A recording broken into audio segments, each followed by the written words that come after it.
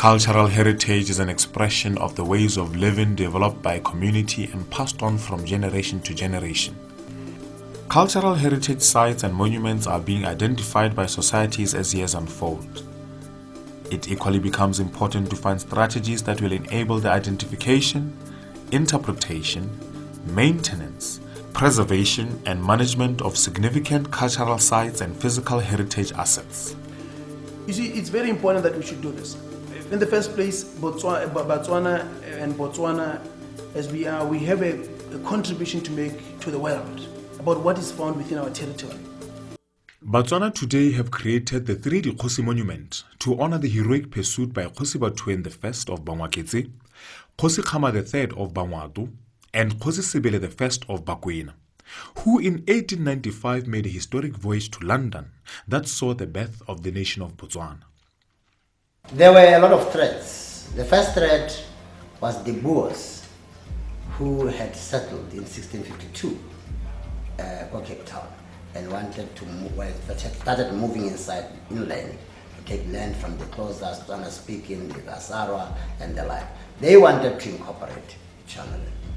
It was, however, after a series of events and consultations among the people of Bechuanaland that the three chiefs left for Britain. The three chiefs decided to travel to London and take their case directly to Queen Victoria and the British people.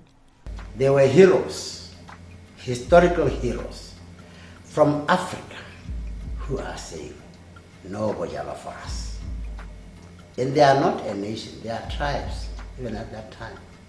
But they make the impression on the mind of Queen Victoria that we don't want alcohol in our country. The chiefs were able to win the favor of the Queen, who granted them the protection they requested for the sake of their people, and the land was declared Bechuanaland Protectorate. The chiefs were, however, dissatisfied and suspicious of the British protection. Attempts to incorporate the land into the Union of South Africa led to the chiefs becoming outspoken in asserting their birthright to rule their tribes and manage their affairs. Thus, the quest and demand for self-governance and regaining of power was begun. They brought a sense of unity to Botswana. Just the fact that they, as a united force, got together and decided to go to the Queen to ask for protection for the whole land, not only for their respective ethnic groups, was a sign to say we are all Botswana within the borders that were set up during the colonial period. We belong, to one nation, and we should stand together. The 3D Kgosi Monument, inaugurated in 2005 by former President Festus Mogae, is a built monument located in the Gaborone Central Business District.